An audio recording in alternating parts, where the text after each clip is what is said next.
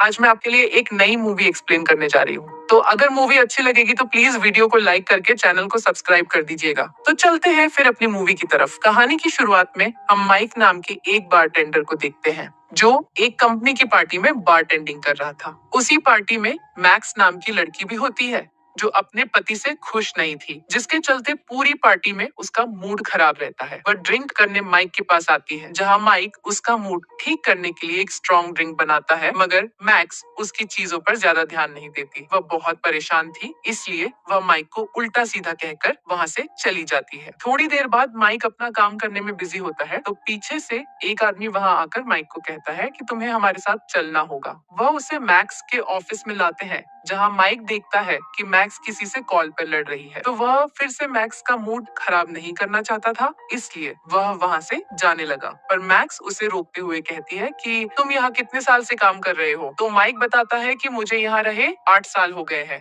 पर मेरी दिलचस्पी एक डांसर बनने की है। मैक्स कहती है कि तुम मुझे अपना डांस करके दिखाओ और मैं बदले में तुम्हें बहुत सारे पैसे दूंगी। तो यह सुनकर पहले तो माइक डांस करने के लिए तैयार नहीं होता, लेकिन उसे पैसों की बहुत जरूरत थी, इसलिए वह डांस करना शुरू कर देता है। मगर जैसे ही वह डांस करता है तो उसके स्टेप्स देखकर मैक्स उसकी ओर आकर्षित हो रही थी और धीरे धीरे वह अपने ऊपर से काबू खोकर माइक के साथ रोमांटिक होने लगती है। जिसके बाद माइक उसकी गुफा खोल देता है और पूरी रात दोनों एक साथ सोते हैं। मैक्स कहती है कि तुम मेरे साथ लंदन चलो ताकि वहां तुम ज्यादा पैसे कमा सको। माइक भी उसकी बातों में आकर अगले दिन ही उसके साथ लंदन चले आता है, जहां वो दोनों एक बिल्डिंग में गए। मैक्स बताती है कि यह बिल्डिंग मेरे पति की थी, लेकिन तलाक होने के बाद अब यह प्रॉपर्टी मेरे नाम है। फिर वो दोनों अंदर आए तो वहाँ एक शो चल रहा था। मैक्स कहती है कि जब भी मैं इस शो को देखती हूँ तो मुझे अंदर से बहुत बुरे वाइब्स आते हैं, इसलिए वो एक बड़ा फैसला करती है। वो उसी समय सबको कहती है कि आज के बाद से यहाँ कोई भी शो नहीं होगा, क्योंकि मैं यहाँ एक नया प्रोग्राम शुरू करने जा रही हूँ। वो अपने आने वाले प्रोग्राम का हेड माइक को बना देती है, क्योंकि अब वो ही उसके सबसे करीब था। थोड़ी देर बाद जब मैक्स लंच कर रही थी तो माइक कहता है कि तुमने अंदर इतना बड़ा फैसला कैसे ले लिया, जबकि मुझे तो कोई भी काम अच्छे से नहीं आता। मगर मैक्स समझाती है कि तुम धीरे धीरे सारा काम सीख जाओगे। तभी वहां पे एक लड़की आई जो मैक्स की बेटी होती है। वो अपनी माँ से बिल्कुल भी खुश नहीं थी, क्योंकि कई सालों बाद आज जाके उसकी माँ मिलने आई थी। मैक्स अपनी बेटी को समझाने की कोशिश करती है कि मैं काम में बिजी थी, इसलिए तुमसे मिलने का समय नहीं रहता था, लेकिन उसकी बेटी कोई भी बातों पर ध्यान नहीं देती और वहां से चली जाती। रात के समय माइक अपने सारे दोस्तों को कॉल लगाकर बताता है कि मैं लंदन शिफ्ट हो गया हूँ और जल्द ही मैं सबका कर्ज भी चुका दूंगा। फिर वो मैक्स से मिला, जहाँ उसका कुछ करने का मन होता है, और वो मैक्स को कहता है कि चलो आज की रात कुछ शानदार करते हैं। मगर मैक्स उसके इशारे समझ गई थी माइक को फिर से क्या चाहिए, पर इस वक्त उसका मूड नहीं था, इसलिए वो वहां से चली गई।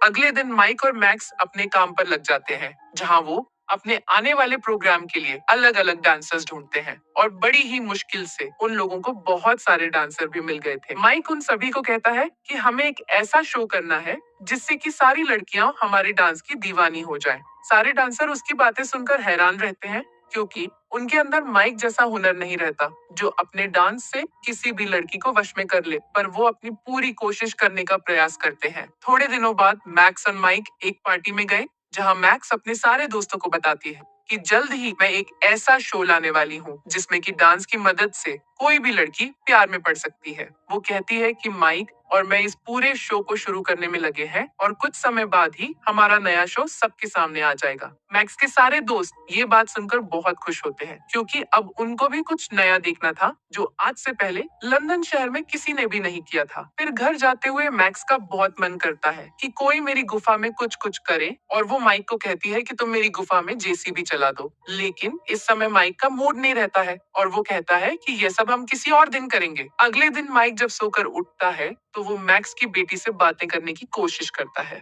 मैक्स की बेटी भी उससे बात करने लगी, पर पीछे से जोन्स नाम का एक आदमी आता है जो मैक्स का पति था।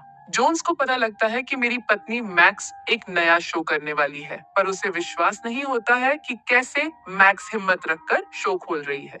रात के समय माइक सारे डांसर्स को डांस सिखाना शुरू करता है, और जब वो पर्सनली एक लड़की को कुछ स्टेप्स सिखाता है तो पीछे से मैक्स को ये सब अच्छा नहीं लगता। वो कहती है कि तुम्हें बस डांस सिखाना है, न कि लड़कियों से चिपकना है। जिसके बाद जब सारे डांसर्स शो के लिए डांस की प्रैक्टिस करते हैं तो अचानक वहाँ कुछ पुलिस वालों की एंट्री होती है जो बताते हैं कि तुम्हें इसी वक्त ये शो रोकना होगा, क्योंकि उनको खबर मिली थी कि ये पूरा शो इलीगल है। मगर मैक्स उन्हें समझाने लगी कि ये प्रॉपर्टी और पूरा शो मेरे अंडर है और हम यहाँ कुछ भी ऐसा काम नहीं कर रहे जिससे कि किसी को नुकसान पहुंचे। वापस घर आकर मैक्स को पता लग गया था कि मेरा शो बंद कराने के पीछे मेरे पति जोन्स का हाथ है, क्योंकि वो मैक्स से तलाक का बदला लेना चाहता था। तो मैक्स गुस्से में पता लगाती है कि कौन वो लेडी पुलिस ऑफिसर है जो मेरे शो का केस संभाल रही है। उससे उस लेडी पुलिस ऑफिसर के बारे में पता लग जाता है और वो माइक और सभी लोगों को कहती है कि हमें किसी भी हाल में उस लेडी पुलिस ऑफिसर को मनाना होगा ताकि वो हमारा शो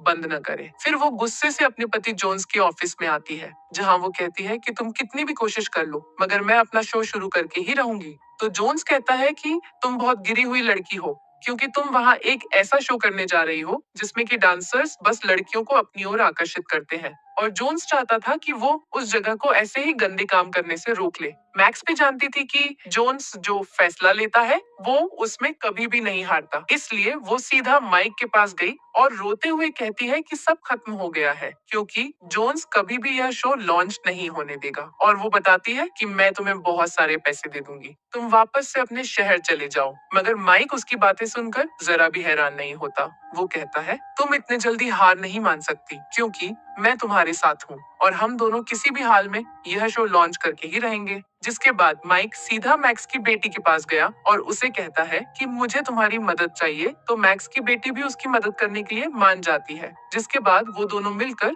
उस शो को लॉन्च कर देते हैं और सारे लोगों को इनविटेशन भेजकर उस शो में आने के लिए बुलाते हैं। थोड़ी देर बाद मैक्स की बेटी और उसका अपनी माँ के पास गई और कहती है कि शो लॉन्च हो चुका है, इसलिए आपको वहां जाकर उस शो को देखना चाहिए। मैक्स ये बात सुनकर शॉक हुई, क्योंकि उसे यकीन नहीं हो रहा था कि शो कभी शुरू भी होगा। वो उसी समय रेडी होकर अपनी बेटी के साथ शो देखने चली गई।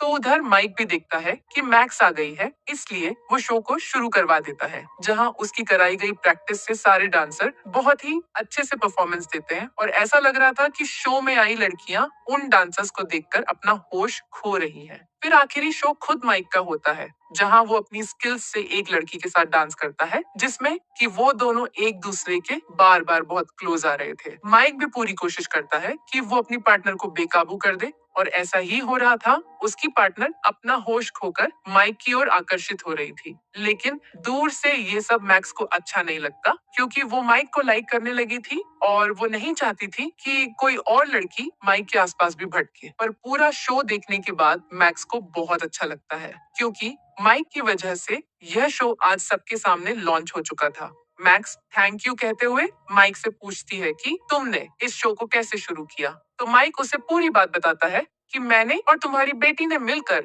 इस शो की टिकटें बेची हैं और ये काम करने में हमें बहुत समय लगा। उसके बाद माइक कहता है कि मैं तुमसे प्यार करता हूँ और वो मैक्स को शादी के लिए प्रपोज करता है। तो मैक्स भी उसे किस करते हुए कहती है कि मैं भी तुमसे प्यार करती हूँ और वो अब जोन्स से सारे रिश्ते तोड़ने चाहती थी। फिर आखिरी सीन में हम देखते हैं कि सारे लोग डांस कर रहे हैं और इसी के साथ हमारी ये मूवी एंड होती है। अगर मूवी अच्छी लगी हो तो प्लीज वीडियो को लाइक करके चैनल को सब्सक्राइब कर दीजिएगा। मिलते हैं फिर अगली वीडियो में।